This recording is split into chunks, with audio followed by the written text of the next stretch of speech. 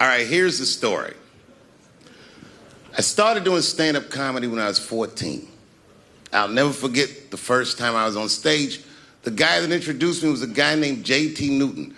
I'm 47. I can close my eyes and remember the introduction like it was yesterday. It went like this. Ladies and gentlemen, this next young man coming to the stage is starting his comedy career tonight. Who knows? We may be witnessing the birth of a star. Please welcome Dave Chappelle.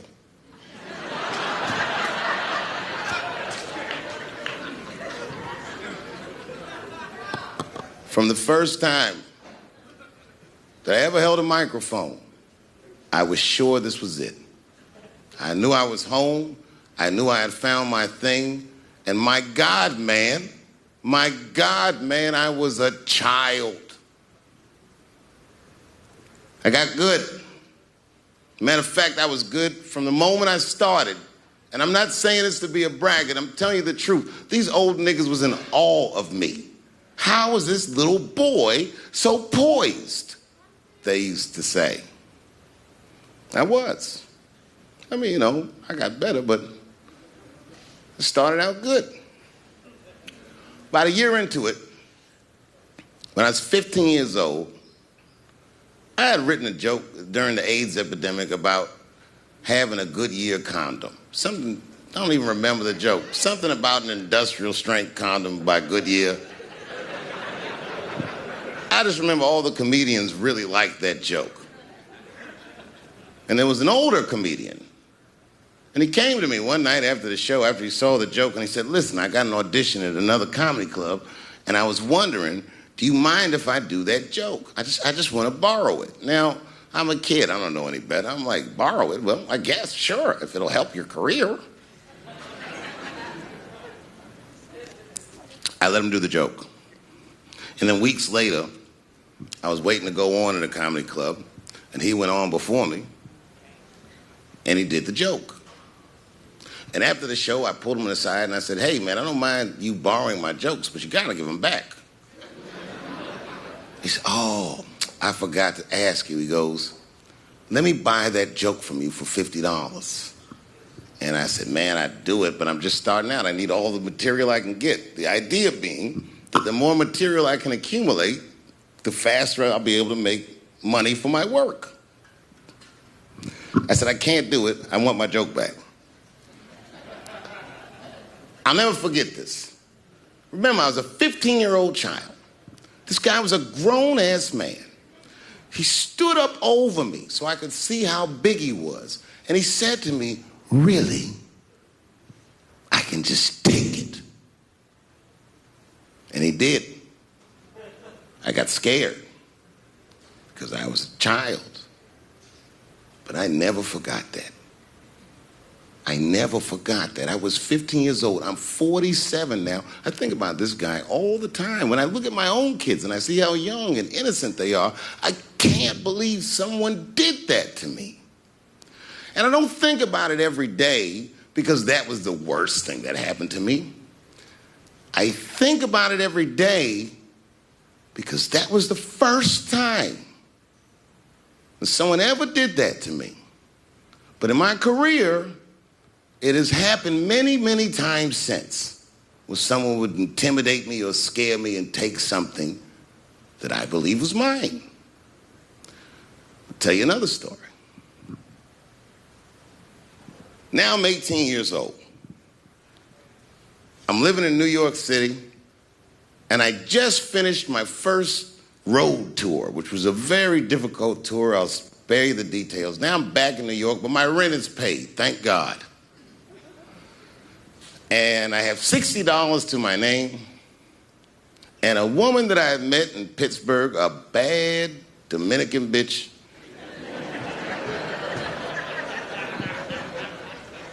was coming to New York. She was going to spend the weekend with me. I couldn't wait for her to get there. She was coming that evening. But remember, I only had $60 for a whole weekend to entertain a bad bitch. Now I'm walking through Greenwich Village, and I see something I've never seen before. Three-card Monte. You know what that is? Yeah, the guy had the whole thing. The table was set up, and he had the 3 cards, and the crowd was hooting and hollering, and he was like, find the red card, find the red card, and people were playing. Sometimes they win, sometimes they lose, but it was really exciting, and I'm standing there watching it, and I noticed while I'm watching them play this game that the red card, the one you're trying to find, had just a little bend on the corner. And I'm watching it, and I'm like, yo, this guy doesn't seem to know that red card is bent. I'm going to beat this motherfucker. And I walked up to the table, and I said, let me play a hand. And I put my last $60 on that table, and he starts to shuffle and find the red card, find the red card. And I kept watching that bent card go around the table, make sure I kept my eyes on that bent card. And when he stopped shuffling, and he said, find the red card, I pointed to it with confidence. Here it is right here. And he flipped it over, and it was black. And he took my money. I couldn't fucking believe that. How did this nigga do that? Was that magic or sorcery? I was confused. So you know what I did? I sat there, and I watched him for a real long time play the game.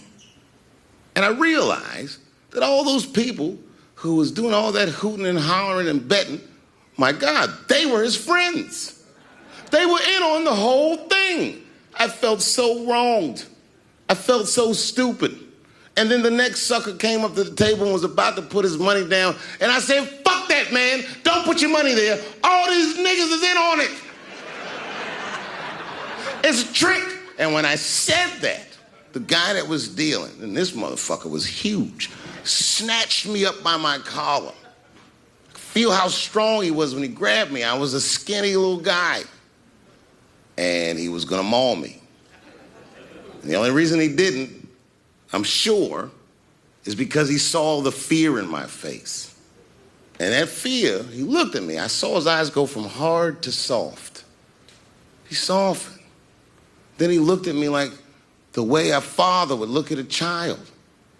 And he said to me, young man, don't ever come between a man and his meal. I never forgot that either. Most niggas would have to run the streets for years to learn a lesson that profound. It took me 2 seconds. Never get between somebody and their paper. Taking a man's livelihood away from him is akin to killing him. Do you know why Prince, the famous rock star that was a friend of mine, do you know why he called himself the artist when he came back? He calls himself the artist because that's what they call us in our contracts. Oh, these contracts are crazy. You should hear the terminology they say in these contracts. To use your name and likeness in perpetuity throughout the universe. Who the fuck could possibly know what that means? Nobody does. It's so complicated, in fact, that when you're a kid like me, you have to hire somebody to tell you what that means. And you sit down at a table and you do the contract game. And that's how I got with Comedy Central. I signed the contract. But I signed the contract the way that a 28-year-old expectant father that was broke signs a contract. I was desperate. I needed a way out. And it wasn't good money and it wasn't good circumstances. But what else am I going to do, I said. And all these white people sitting at that table told me, trust us, Dave, it's a good contract. And I looked around the table and they all seemed to agree it was a good contract. But what if it was like that game of three-card Monte? What if they were all friends and I didn't know it? And the bag of money was Iceberg's money in the first place. What was I talking about? What was I trying to tell you? Last week, 2 weeks ago, whenever it was, I called Lauren Michaels And I tell them, okay, I'll do it. I'll do Saturday Night Live on election night. And the day I made that phone call, the day I committed to it, it gets announced that Netflix is streaming Chappelle's show. Not just Netflix. HBO Max is streaming it too. Let me tell you another story about HBO. No, hear me out. Did you know, before Chappelle's show was at Comedy Central, I pitched that show to HBO. I told them what I wanted to do. Now, these are executives. All they have to do is say, yeah, we'll take it, or no, thank you, we won't. But they didn't say either of those things. They went too far. They said, literally, what do we need you for? That's what they told me, as they kicked me out of the office. What do we need you for? And here we are, all these years later, and they're streaming the very show that I was pitching to them. So I'm asking them, what do you need me for?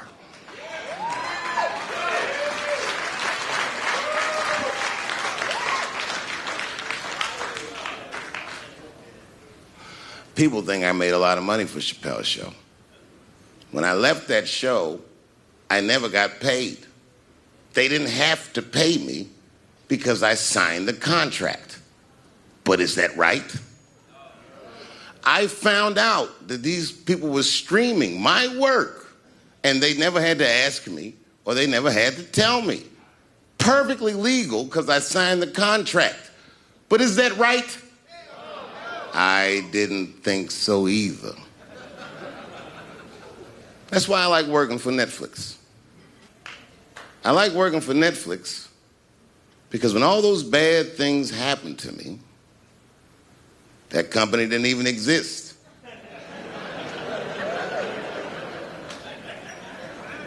And when I found out they were streaming Chappelle's show, I was furious. How could they not know? So you know what I did? I called them and I told them that this makes me feel bad. And do you want to know what they did? They agreed that they would take it off their platform just so I could feel better. That's why I fuck with Netflix. Because they paid me my money, they do what they say they're gonna do, and they went above and beyond what you could expect from a businessman. They did something just because they thought that I might think that they were wrong. And I do. I think if you are fucking streaming that show, you're fencing stolen goods. They stole that from me. They just took it. And I'm not up here trying to tell you guys that I believe that Comedy Central gave me a raw deal just because I'm black. I believe that they gave me a raw deal because this fucking industry is a monster. It's the same monster that these Me Too bitches was trying to tell you about. But they hate the monster for how it fucks. And I hate that monster for how it eats. But my God, man, it's the same monster.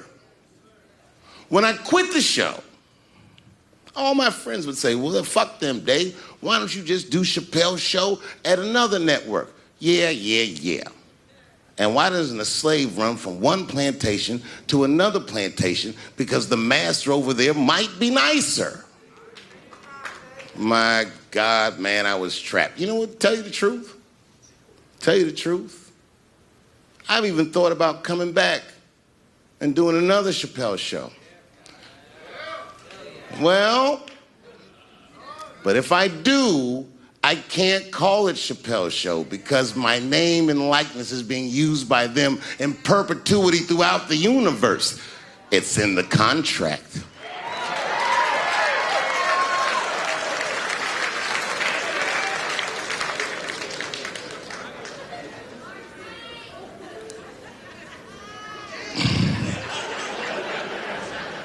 You're not supposed to do this in my business.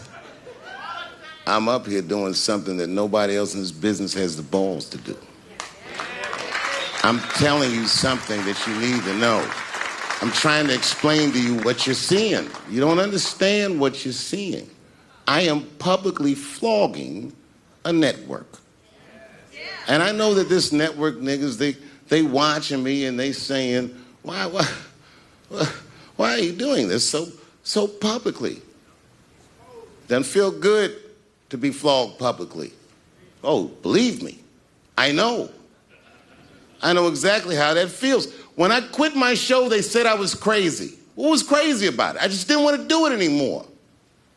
They said I smoked crack. That's impossible. I was a devout Muslim. I didn't smoke or drink. But I do now, bitch, because you ruined my fucking life. Now it's their turn. This is their first nigga lesson, and I'm honored to give it to them. They're gonna pay me for this show. I called my agent. I said, is there anything I can do about this show? And he said, no. Well, fuck you too then. If you want something done right, I guess you got to do it yourself. So I'm not going to the agents. I'm coming to my real boss. I'm coming to you. I'm begging you. If you ever liked me, if you ever think there was anything worthwhile about me, I'm begging you. Please don't watch that show. I'm not asking you to boycott any network. Boycott me. Boycott Chappelle's show. Do not watch it unless they pay me.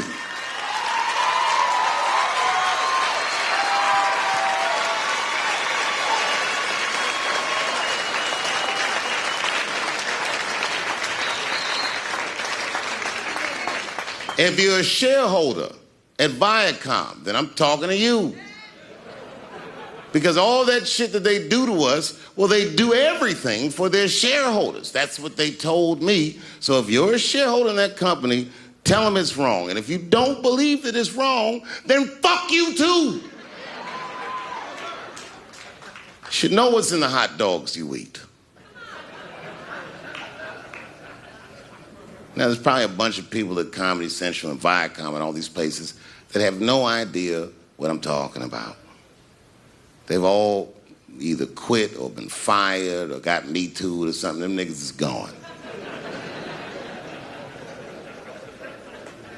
And there's a whole bunch of new young people there, and they're probably looking like, what is he talking about? They may not actually know what the fuck happened to me. So I'll tell you what I'm talking about. Go downstairs to your accounting department, open the books, see what that show made, and look at what you paid me. That's exactly what I'm talking about. You're going to pay me. I am inviting you to come with me and work with me. And let's fight against that terrible, terrible feeling that you made me feel together. We can fight together and work this thing with Chappelle's show out. Or I can just take it. Thank you.